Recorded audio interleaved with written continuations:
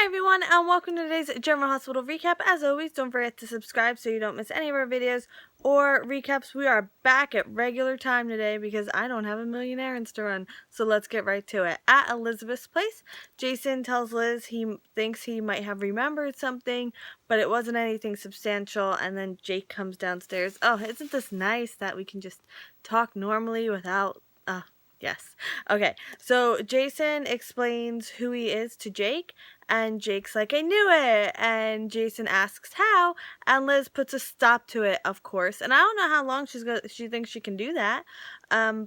She wants Jason to drop it and just enjoy this gift of a reunion that he could have had like 9 months ago. Monica comes over. She knows that he's Jason, although I think it would have been nice to see that conversation. And what did Elizabeth tell her over the phone? Like, I am thoroughly interested. And Elizabeth leaves for work with Jake to drop him off at school.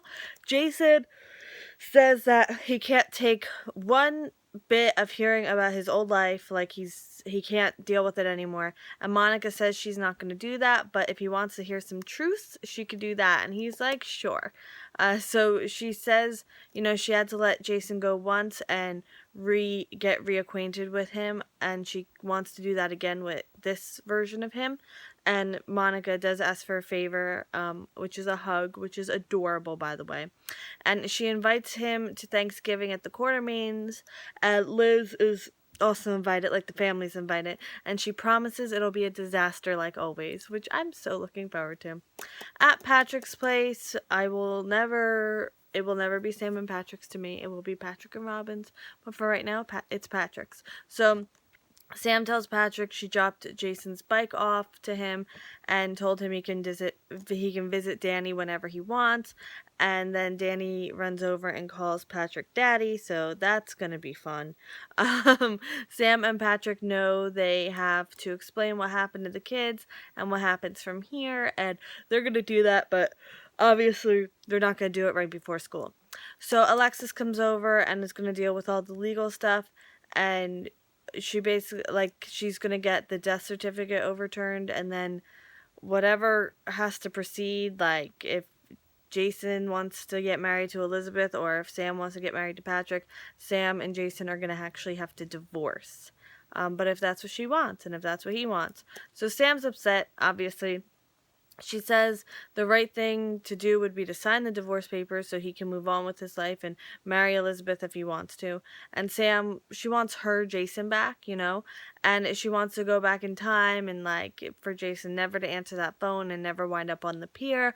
And Alexis says maybe it was a blessing in disguise because she would have never had this family with Patrick. Do with that what you will.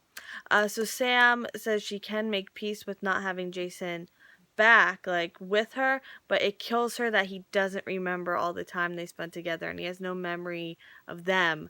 And Sam tells Alexis she never stopped having the feeling Jason was alive, and Spinelli felt it too, and she fully believes that Jason feels it, whether he's aware of it or not. And there's a knock at the door. It's Jason! And he offers to come back another time, but Sam tells him to stay. He and Alexis get reacquainted real fast, and she tells him his old apartment is vacant, so if he needs it, he can have it. And then Danny runs up to him and hugs him, and the whole thing is just so adorable. At the hospital, Patrick calls Robin, no answer. Elizabeth's there, she wants to talk to Patrick. He asked about the conversation they had before the wedding. He's like, well, you did feel like something was going to go wrong. And she's like, well, I had no idea it was going to be this. And Elizabeth then tells Patrick to keep Sam away from Jason. Great. Yeah, exactly. So Patrick tells Elizabeth he's not going to keep Sam away from Jason, and he's like, Jason doesn't remember he and Sam's relationship, and Liz is like, well, Sam does, and who says that she's not going to go and want it back? And Patrick is kind of offended by that, and he fully intends to have a future with Sam, and Liz voices her concerns that if Jason does start to get memories back, he'll want to go back to Sam. Patrick feels he needs to let Sam ask questions and feel what she's going to feel, and he's confident that Sam will stay with him. Monica shows up. She tells Elizabeth about Jason feeling that people are pulling him in different directions, and she suggests that Liz kind of steps back a little bit, and with Alexis now offering the apartment, I don't know, part of me's thinking he's going to move back to it, just so like he can have an objective, like, he can be objective about all this. At the police station, Jordan congratulates Valerie on going to the academy. Dante and Jordan talk about how the truth is out there, and not like in an X-Files kind of way, but more in the affair kind of way.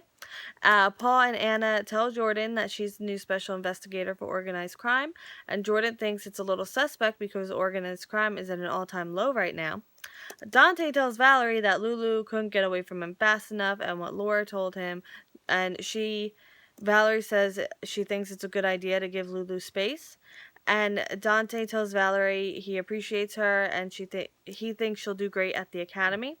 Paul explains that Jordan's made good strides when it comes to taking down organized crime, and Anna would just be building on that. And then Paul leaves, and Jordan asks Anna what's really going on. Anna says she just has too much time on her hands, and she feels like this job will be good for her, and Jordan just leaves it at that. She says maybe Anna can help her keep Paul in line, and Anna says something about not letting him get away with anything. And then Dante and Valerie hug goodbye, and a bit of her lipstick gets on his collar. This is going to be fun. At the Haunted Star, Lulu and Dylan are making out. It's getting pretty hot and heavy, and after it gets pretty into it, she stops it and says she doesn't want to do what Dante did, but now she understands his impulse a little bit more. And she says there wasn't much of a friendship between them, and he counters saying there was because he shared his work with her, and that's like the most intimate things people can do. He goes too far and badmouths Dante. She tells him that she's in love with him, but she can't stand being in the same room with him. She wants to forgive him, but part of her doesn't want to forgive him, and she's just torn apart, which obviously, I mean, they've been married for years now. It's not as cut and dry. I mean, ideally, it's like, oh, they cheat, it's over 100%. But, like, life is one big gray area. Nothing's just black and white. And I like that it's coming out like that, you know? So Lulu tells him that it didn't mean anything what just happened between them. He says he knows nothing's going to happen between them because now that she's not with Dante, but he knows like he's not next on the list. And she leaves after alarm on her phone goes off. Paul comes in to the Haunted Star and asks Dylan why he's pulling the plug on the project. Paul says he feels partially responsible for what happened because of the advice he gave Dylan about pursuing and doing anything to get her. And Dylan's like, no, it's not your fault. I did something super manipulative. And Dylan says at least one good thing came out of this, and he got to know his decent guy dad. And then Lulu had left a piece of whatever clothes she was wearing, and he leaves it at the Haunted Star and leaves the Haunted Star. So that kind of closes that chapter. And the alarm was for the hospital appointment Dante and Lulu have. So Lulu's already there, very awkward. Dante walks in. He's like, I wasn't sure you would be here, and like not much of a conversation happens. But the nurse comes in and gives her the medication to start the hormone treatment and asks how she wants to proceed. And now, end scene. Lulu tells the nurse that they're not moving forward with the treatment and not to do anything with the embryo. And Lulu sees the lipstick on Dante's collar, and she asks what shade Valerie wears because she knows. And she tells Dante she can give Rocco a brother, because Dante's like, is you saying do nothing with the embryo, is that leaving an opportunity open for us? Like, what does that mean for us? And Lulu's like, I can give Rocco a brother or sister one day with or without you. So like I'm just a little confused. So the embryo, is it already like them together, or is it, because that's what an embryo is, or do they just mean her egg, or would it be like their child but she would raise the child with someone else or just on her own? Like, I'm not quite sure. So then Valerie gets a phone call from the academy about who her ride-along person will be, and it's Dante. Great. So this whole thing's going to get a lot worse before it gets better. Anna is going to find out who actually shot Sunny, to Paul's dismay, because he's like, that's closed, and she's like, no, it's cold, and he's like, but it's closed, and she's like, no, It's cold. I'm going to find out who shot Sunny. And I hope you do, Anna. Monica advises Liz to give Jason time. And Patrick gets a call from Robin. Oh, this will be exciting. And Sam and Jason want visiting Danny to be a regular thing. It's still a little awkward leaving, and they wind up shaking hands. And then Sam asks Jason not to go.